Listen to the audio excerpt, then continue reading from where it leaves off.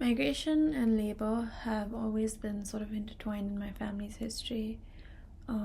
My grandfather was a soldier in the Second World War and fought in Normandy. And like so many others, he was caught in a war that was not his own, to serve an empire that saw him as somewhat disposable. He lost most of his family after the war, and he sort of went to India alone, where he rebuilt his life as a horologist and worked with Omega on delicate timepieces. And his hands, which were once trained for war, became instruments of this sort of precision and care. So I grew up watching him work, and I didn't realize it then, but what I was witnessing was essentially the sort of poetry of labor, and how movement, whether in war or work, can often be dictated by a force beyond us. And there's a sort of question about who controls it, and who is caught in that sort of movement. Since coming to London, I've become, I think, quite aware of who keeps the city moving in that way. And as an immigrant, I see other immigrants around me, from where I am, who look like me but aren't afforded the luxury of living this life. And like my grandfather, many of them had to leave behind a life to start over. So these workers essentially don't get to stop, and I think a great metaphor for them would be the gears, because they're part of a larger system, like a cog in the wheel, and that demands their labor but doesn't necessarily acknowledge their exhaustion. I wanted to find a way to visualize this cycle, and having a keen interest in moving images, I always wanted to experiment with what it would look like if it was off a screen, and that's when I stumbled upon automata, which are essentially mechanical devices that perform actions through a sort of movement. And once it's set into motion, it repeats these tasks endlessly, either motorized or manually. And it felt like the perfect medium to tell the story. I visited Novelty Automation in Holborn, where Tim Hunkin's humor and participation showed me how structured rhythm could sort of engage and almost break down a sense of reality. And he kind of created this in the form of an arcade, like a gaming arcade, and I've never seen anything like that.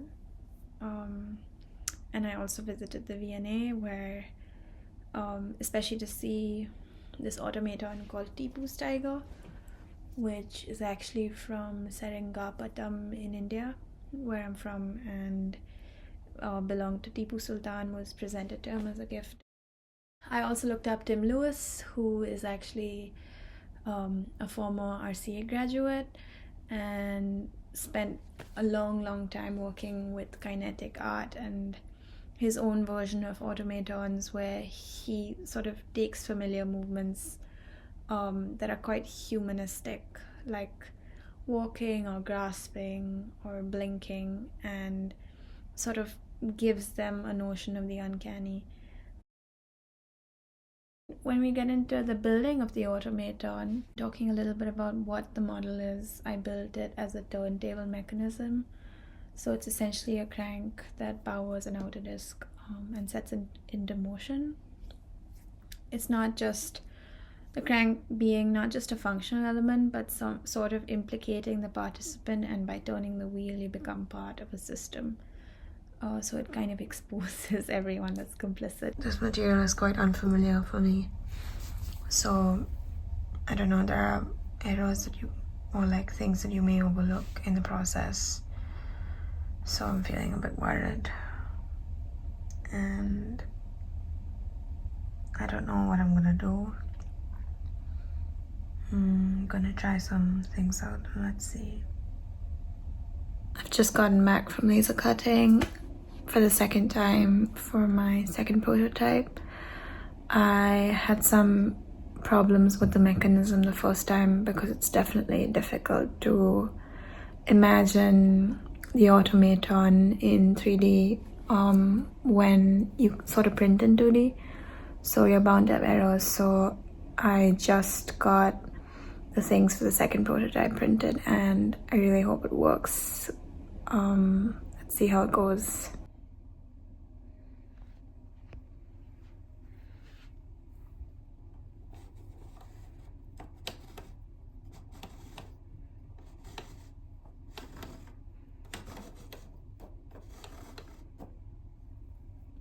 And on the desk is a worker depicted doing acts of labor, so be it assembling, sorting, packaging, performing these fundamental tasks. And as the disc moves, the worker gets more and more exhausted and sort of crumbles.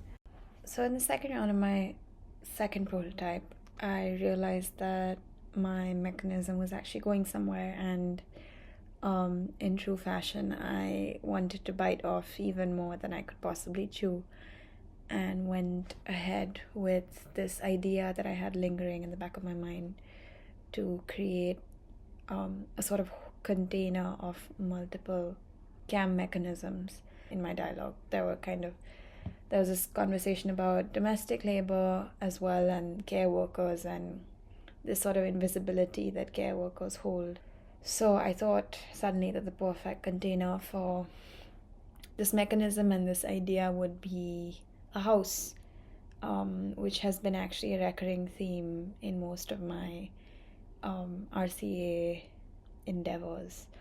And I wanted to create a dollhouse to sort of play on the idea of a symbol of English domesticity, but also as like a token of what one aspires a house should look like, or the sort of prestige and eliteness attached to dollhouses being a status symbol. And I wanted to take that and play with it. I think I define my role as an interpreter and a transformer of these stories, and I wouldn't say translator, because I've been quite conscious of using direct referencing or first-hand accounts of people's experiences in my work. And that's because when I initially did give it a go, and I sort of made these trips to organizations like Age UK, where I thought I'd interview people, I realized it felt quite extractive, and I didn't feel like it was an equal exchange. And in my sort of limited capacity as a student, I couldn't give back as much, and it didn't feel right to take a story if I couldn't honor it in its completion and truest capacity. And so it's a decision that kind of shaped both the tone and content of my work moving forward. And I think I see my practice sitting in this space that's less about problem solving, but more about reflection and sort of questioning, and a quiet space of, understanding this friction, creating space to use movement and repetition and these metaphors to draw attention to what often goes unnoticed.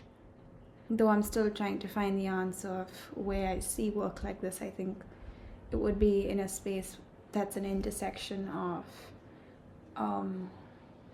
art or making and care and critique. And while it's still evolving, I'd hope for it to kind of contribute towards conversations on topics like migration and labor, and what it means to think about these things that go unnoticed in our everyday lives.